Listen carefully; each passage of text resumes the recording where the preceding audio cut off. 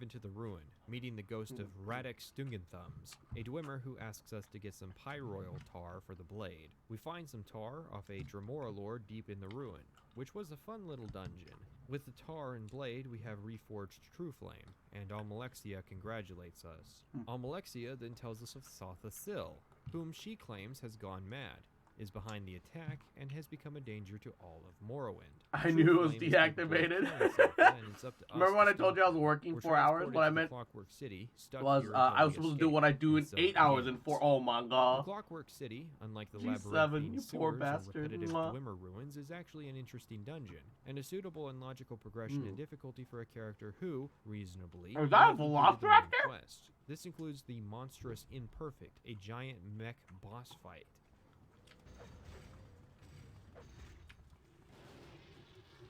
Finally, we get to Sothasil, and guess what? He's dead. Oh no. Refund the temporary Padoru mode. Because it's literally on the screen. But Ashire Sori yo Kaze no yohoni Tsukimi hara wo Padoru Padoru. Mwah. Sacrificing all to protect Morrowind from a mad Sothasil. Ne ne. Ashire yo G7 no Nisa.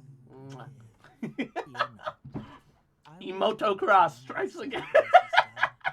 I will tell my people how with your dying breath you proclaimed your devotion to me, the one true God. Your death will end this prophecy and unite my people again under one God, one faith, one rule by my divine law. The puppet king will lay down his arms and bow to my will. Those who do I not never thought I needed something so bad. The amazed band has allowed me to travel to this place. Here I slew Sothasil. Here I summoned the Fabricants to attack Mournhold. I will be the savior of my people. You know what? I You know what alone confuses will me? Be their salvation. None may stand Lore-wise, in my right? way. Not you. And No, certainly Arcane not Vibe. Mwah. He is You have an amazing Christmas fool. Eve as well. I will deal with him when I have finished. I hope with you've you. been well. Mwah. So And when can so I get more of that when I make He it? always thought himself our better, shunning us, locking himself in his hole. I guess I really should have become Uwu the Uwu soft spoken. Oni-chan. Even in Arigato. death, he mocked Thank you me for the with follow, his silence. Oni-chan. Mwah. I appreciate I it. think I should you have will become that scream, VTuber. mortal. For It's now queer. you face That's the what one I should have been true all God. Her loss of divinity There's no way has I'd be able to negative keep that effect up on her. with a She straight tells Buffy that once she's dead, we get her sword, fire, and use the mazed band of Barrelzar we got from the sewer quest to teleport back to Mournhold. You still can? Alright, rebrand time, everybody. Elixir is a boon for all of Morrowind, though it may take It's time to rebrand, everybody. She would have betrayed You did a 30-minute Uwu mode? Oh, that's true. Shit, I forgot about that. But that was all the way back in Dark Souls 1. I was a different fox back then. Alright? I was a different fox back then. Alright? long ago, and I am certain his death was no small relief to him. These gods lived with the burden of a You work? No. That's a lie. Your work in Morrowind is not finished, Neragarin. Also, Your yeah. work still lives, but I believe Equinox, it's more reminder crucial. to turn your alarm back on. Protect my people. Defend these lands. The skies of Much Morrowind cross will why? rise again. Let these people suffer no I'm longer. kawaii. Arigato, Quico ni-chan. Embrace your destiny. Aishiteru yo, ni-chan. How? Helseth will give us a full set of this Royal Guard armor for doing the job, and thus ends Tribunal. I posed a question near the start of this about whether Tribunal is an expansion or an extension. Tribunal is solidly an extension, and there's nothing wrong with that. While Blood Moon is an expansion, and we'll get to that. Tribunal is unique among Bethesda DLCs. They generally aren't sequels to the main story. Almalexia was the wife of Mirabar, after all, so her absence from the base game was somewhat strange, especially considering she tends to be the one that personally handles matters of war and culture. Part 6 ended on a sour note due to the final quest at Red Mountain. That was purposefully taken out of context of what would happen in Tribunal. Tribunal is a continuation of Morrowind. Emotocross kneecaps you in public. Even story conclusion that Dagothur and the Sixth Totally House not was clickbait. lacking. However, Tribunal is also reliant on you having played What a Morrowind's video. main quest to work. Play either in What a vacuum, world. and they don't function. You can wave away Almalexia calling you the Nerevarine as part of her being mad if you haven't done the main quest, but then it's hard to really care or understand Almalexia's motivations if you don't know about the mystery behind what really happened to Nerevar and why she's diminished in An power. mitochondria. Without Tribunal, Morrowind Happy just Christmas Eve. ends. I hope you you're never doing get a good. resolution for two of the Tribunal gods, and you don't really have Technically, any an activities to complete extension, an Nerevarine. expansion Part of the reason I think is most like who enjoy Morrowind whole don't have new an issue with content its that finale like is that for the most adds part, to a Tribunal is the story. real finale of An Morrowind's extension main quest. is something Even that with would context, however, continue the Tribunal main has some story. fatal flaws. Being While loose some in the people would interior of argue the that city means that the area doesn't have a lot say of that you options for play places to single Skyrim, player, right? hence the mini And quests how that involve the going around Dragonborn the DLC sewers. is an I think another missed expansion. Yes, it does opportunity add a would be new area. It does continuations add new from things to various do, factions but from the it base game.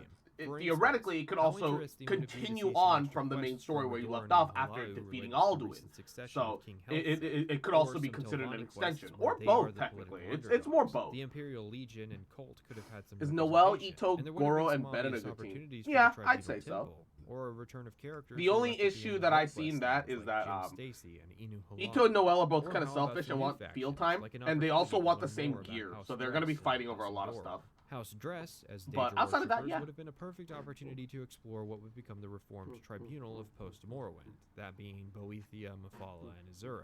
I would have preferred getting to explore their culture rather than the Helseth stuff. He's mostly just here so his mom can pay lip service to Daggerfall anyways, and while that's fine, his presence is just annoying, because he makes at least 3 attempts on the Nerevarine's life, and we're just supposed to be cool with it. I get that the idea was that he was being proactive and taking out any potential political threats. Tribunal, however, also doesn't really work without Morrowind. I mean, literally, yes, but for example, you could theoretically just teleport up to Solstheim and start playing Blood Moon. It'd be challenging at the start, but it's possible and it makes sense. Tribunal's linked to Morrowind in such a way that it can't stand on its own. I may or may despite not its have attempts. I think what beautifully ties Tribunal together is that after slaying seen Almalexia, all of the every NPC in all of game the is off-brand given that a you were topic posting to in the talk about. You can inform them about in the her private death adult and chat. even get killing them.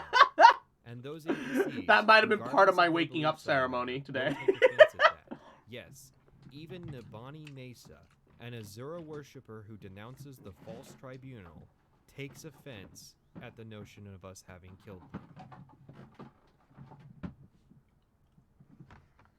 It was a lot of tomboys. Also a lot of Aqua from Konosuba for some reason, near the end.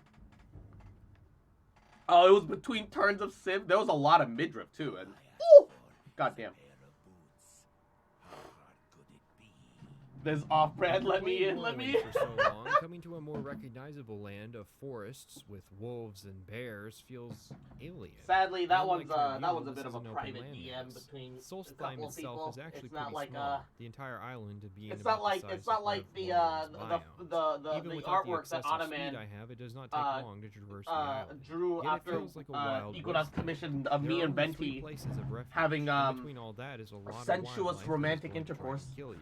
However, unlike Tribunal, Blood Moon eases up on the difficulty. It can still be a challenge, so you'll want some experience before you jump in, but Oh, Blood Moon yo, isn't look at all that expecting you to have beaten snow! or even played Yo, Morrowind's I'm main jealous! quests. It's perfect Bruh. for characters who may have just beaten one of the guilds or great houses and are looking Look at for all more that content. snow! And this is where I discuss expansions.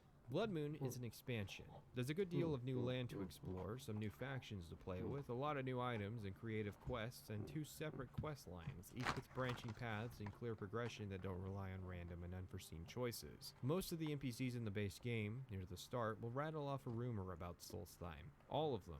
It can be kind of annoying because the Solstheim rumors will supersede the normal rumors. They'll mention that it's a miserable land and that there's boat transport up in Cool that can take us there. Once we get there, we'll Crash arrive bent at over Fort Veggies Frostgrave. holding one of those Both old quest hot lines start fist here, and toys. we're going to focus on the main quest line first, which is, in my opinion, the lesser of the two, although it's still a solid quest line.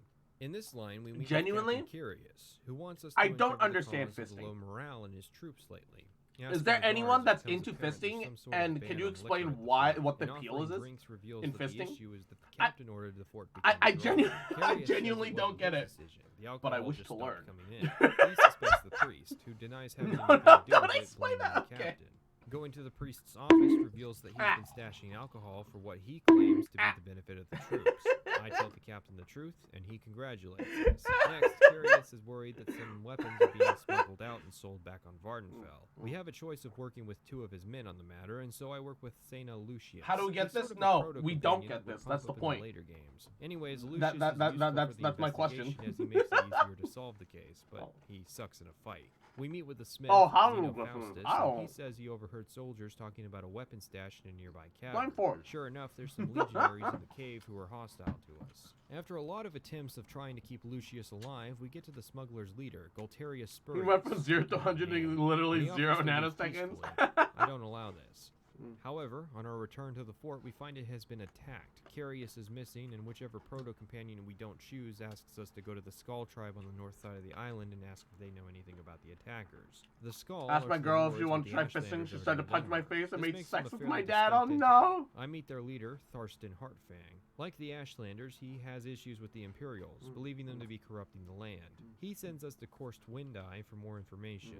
Korst gives us a copy of the story of Avar Stonesinger, and a map of the locations of various stones around the island. In order to ingratiate myself into Skull culture, I need to complete the rituals, which involves traveling almost the entire island. This is obviously very similar to the Pilgrimages of the Seven Graces, a quest where I'm guided around the island of Vardenfell and introduced to the custom of the Dunmer people. Damn. What I don't understand is why Bethesda Can't doesn't believe that emulate girl this did style that of to you. quest more often. I have mentioned the quest in Mind the you, Forgotten 7. Vale in the Dawnguard extension for My Skyrim. only The 10. quest cleansing the stones from Dragonborn, however, is a perfect And example tiny. of Bethesda Mwah. not understanding why this Yahoo. kind of quest worked Welcome for to the Bloodborne. stream. In Good cleansing morning, the honey. stones, you go to each of these I'm same just having stones, food. except instead of learning about the culture of the skull, you just shout at them and move on. The skull test of loyalty Watching starts with the video, ritual of we're water. vibing, We touch the hanging out. stone and emulate the events as they occurred for Avar, following a black horker through a great deal of You're- water until we you're arrive making in me an walk a underwater dangerous cave path, deep below girl. the surface. We find the waters of life bottled up and bring it back to the water stone.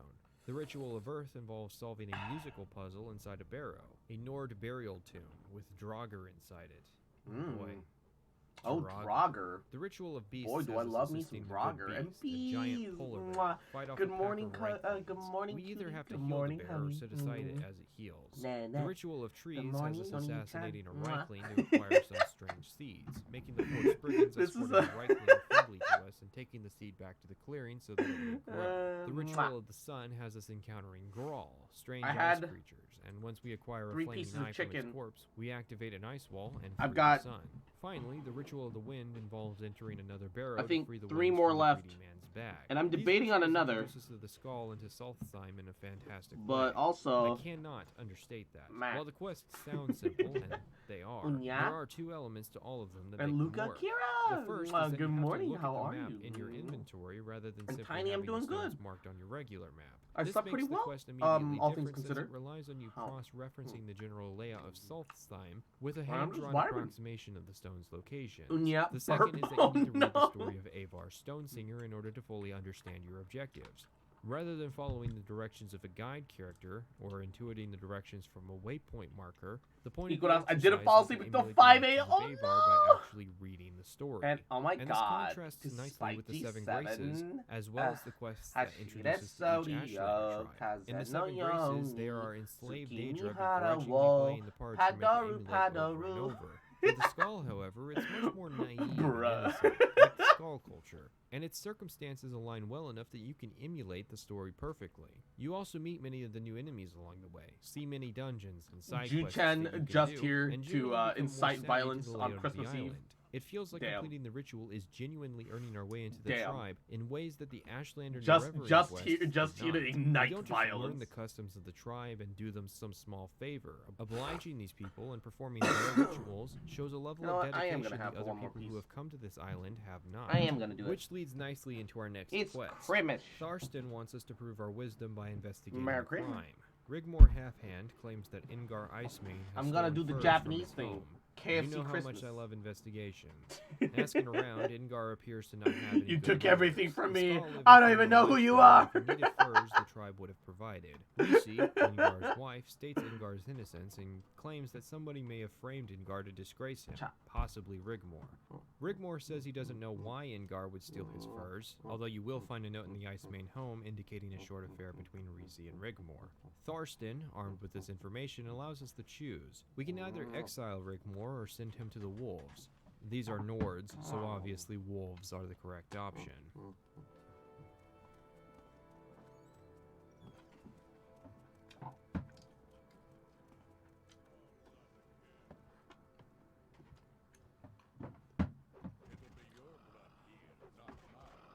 It'll be your blood here, not mine. Gets eaten by wolves.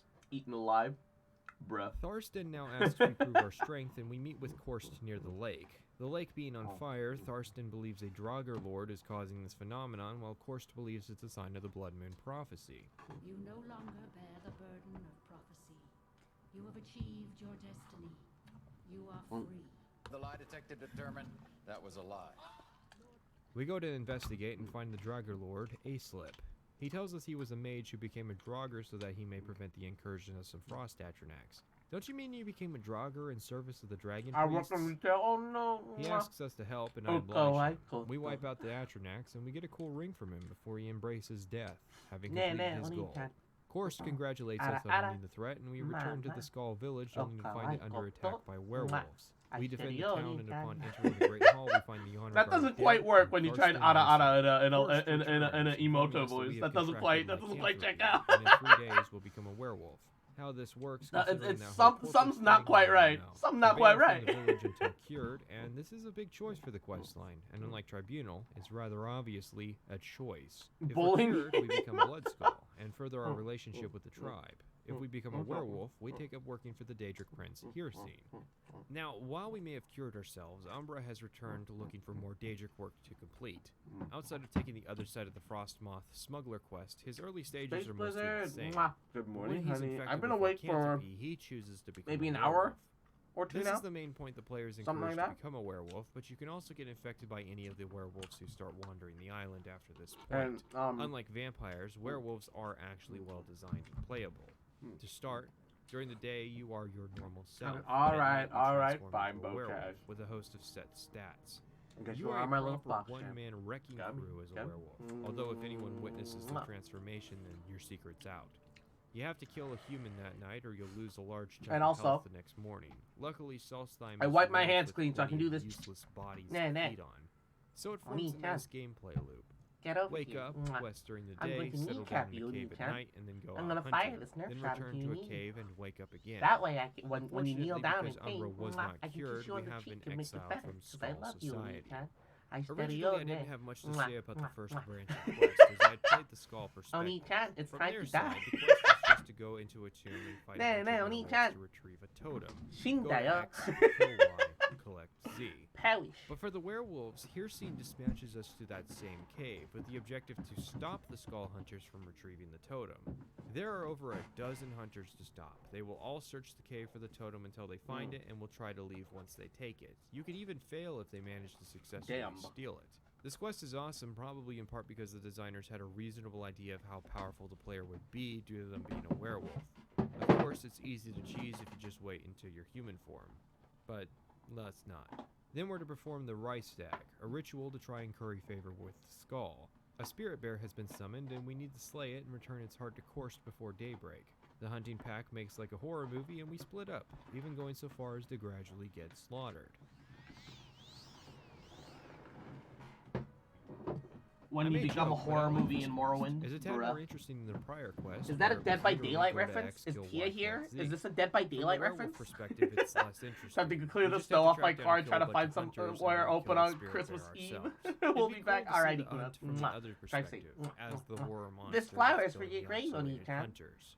Once we return the heart, Korst wants us to investigate another sign of the Blood Moon, a bunch of dead Horkers on the coastline. Damn. He wants us to go ask the folks over at Castle Karstag what's going on. We make our way over there, and the ice castle's locked up tight. There's a back door underwater, and we meet one of the people living in the castle, Oni-chan. Krish. All Krish I is know a Reichling. is that in the Reiklings heat of are the battle, true Oni-chan, incarnation of the Aldmeri people. I'm not sure. By the Thalmor. I'm The not master sure of the how castle many went shots I missing, and fired. another Oni-chan. Reichling, Dulk, took This over. is Krish tried to this get is a a bunch of Grawl 45 to work with him, Magnum but they revolver, isolated him to Oni-chan. the back It of the fi- cave. it holds We 6 start by rounds. taking out the Grawl in the basement. So then you have go to up ask the banquet yourself, hall. Oni-chan. We meet Dulk, who affirms that Did I fire Karstag 5 is missing. or Korst 6 is worried shots? about the situation on the Nah, island nah, and gives us a weapon Oni-chan. he says will be useful You for feel fighting lucky? Grawl. Not Oni-chan. realizing Castle Karstag was the final time I was going to ever fight them. For Umbra, Hircine There- sends us to go clear out a bunch of rebels at Castle G7. Karstag. There's No. not really a good reason for why he cares, unless the implication is that Karstag Oh, was a no. Hircine worshipper before he was a missing person. Bruh. Anyways, we meet with Dulk, who asks we will wipe out Krish and all the Grawl in the basement. You don't get as clear an explanation for Oh what's going no, on from the werewolf perspective, probably G7. because the writers assumed most players would align with the skull first. Quartz tells us of the Blood Moon prophecy, the signs of which have struck the land. The first is fire from the Eye of Glass, the second is the Tide of Woe, and the third is the Blood Moon. These signs indicate the coming of the hunter, Hirsine, and his hounds, and this event happens once an era. The next time we sleep, we're awoken to a bunch of broken werewolves. This begins a long finale. This area has no escape, no resupply. There is no escape. No recall or intervention can work in this place. Yeah, that. Worse, the area is filled with powerful werewolves. According to the UESP, I also had to there make are 39 sure werewolves inside the labyrinth, I wipe the all of floor them level clean 70 so it with doesn't get all 700 sticky. health. Contrast this It's not with a problem. Dagothar's Not Immortal an issue. Incarnation at level 35 with 300 health. There we The go. area is an absolute gauntlet and is very difficult. It is effectively the final Man, being a gameplay werewolf test would for be Morrowind. cool. To I mean, start, yes, we but also encounter no, right? Captain I'm Cosmic Curious, who wants to work Petal! together. Yahoo! While he serves some Good use as a morning. companion, those who wish to keep him Aquí alive estoy have a much yo, harder time as you have to heal him. The game quickly becomes about resource management. Worse for me, it's a game in magic. What have you been doing at your Because desk to I make the can't floor generate sticky? magic with Dropping resting, and food. because you have to kill a dozen werewolves every level to get Dropping the rest bits at all, of I had to food, carefully and manage it's my magic throughout this it's entire not. sequence. There are no spellcasters either, and But I never how got are around you to learning today? the ancestral Good ghost summon morning. thing I to hope you cheese had a some good magic back. stream. Carefully and How you slowly, doing? I How have you to doing, utilize pal? the recharge rates on my enchanted items to survive. However, the worst part is this. You're awful awake, sound. OMG, yeah. That sound plays whenever armor is broken. Hello, I Which am often food. thanks to Yes, this Royal also. Guard armor. Except there's one piece of it I went. I was. The boots of I blinding streamed speed. until These 2:30, werewolves can destroy 2:40 the boots in a.m. a single hit, and is a chance Almost which 3 piece o'clock. of armor gets hit, meaning my magic, And then we changed over to I'm only sleeping. and my repair And I tools had have to be a rationed as well. The lack I of stopped space face to tracking operate in, while and for this first part, trying to keep Curious having this alive, pillow and blanket is a PNG. challenge. And it's great. And I went Eventually, to I make bed. it to the center. Curious says he's going to I just straight up slept. Thurston's in the next maze, and he's willing to work together. He does eventually betray us, though, so getting him killed is not exactly a big concern. Good morning. The big issue How of are the maze you? is the cramped space makes movement very difficult. For My werewolves, floor is this area sticky is because I even dropped more food difficult. while Your eating. stats are set rather than augmented Not a by lot, but- affliction, so even though we are high level, we're far too weak to handle. But it's the werewolf greasy form. food is the problem. But you know as what I a mean? werewolf, we are exceptional. So it's not that it gets fast and sticky. jump really high, so we can actually just feels bypass sticky. all the werewolves since Umbra doesn't. You know, really if I care about step on keeping it, that's why I had to Curious alive. properly clean up. Otherwise, you'll have to Yeah. wait until you turn And human Serena. again to even stand. All a chance of right, fighting your all way right, through the fine, area. Serena. So while werewolves Yes, get you a are my slightly little more fox, disappointing yeah. outing Come, in the final come. quest, their earlier quests are a lot more fun. Nah, nah. Luckily, the next area opens Serena, up. Onichan. Karstag's here. Onichan. He doesn't have much to say Onichan. to us, just attacks us steady, on oh, sight. Onichan. Once he's down, Hirsling shows up. So, you are the one. Good morning. Beaten back the other challenges. I had rather expected the giant to prevail, but no matter. You have proven yourself a worthy hunter, and you have Oni-chan no Nico kneecaps. bestowed upon a mortal. You are to be Happy holidays, Fox baby. I hope you're having a good stream. Yeah, doing good. Just vibing. Finishing up food. the speed with which he strikes, or is it his guile, the ability to outwit his prey? That's the last of it. Mortal, and decide your fate. The last of my breakfast. So you have chosen, and Wow. so shall be I have fully consumed. to face me in all my glory. would be Boku no Fox Boy, no! So you shall face but one of my aspects. I'm about to have food and debut my stuff later today. I'm excited. Ooh, what time? What time? I'm gonna get ready for bed. Maybe I'll catch you up when I'm up later. All right, Petal. Mwah. Get plenty of sleep. Thank you so much for stopping by. Mwah. We'll see you later. Mwah.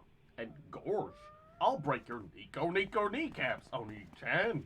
The whole point of this exercise was to try and determine who on Southfall is the Bruh. toughest. With the leaders of the Imperials, Skull, and Reiklings down, I'm thinking about an that hour and a leaves half. us, Ooh. the Foreigner. He wants to I'll keep fight an us eye now, out. but not with his full power. Hell yeah, Instead, baby. as one of his aspects. Permission to give another shout out? Shame Hell is yeah, I could baby. have likely taken him Do at it full again. power.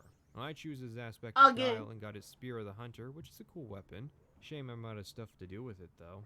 The Mortrag Glacier, where the whole shebang took place, breaks I'm up excited until to see it, course to too. our victory and defeat of Tharston, and Curious is back at the fort.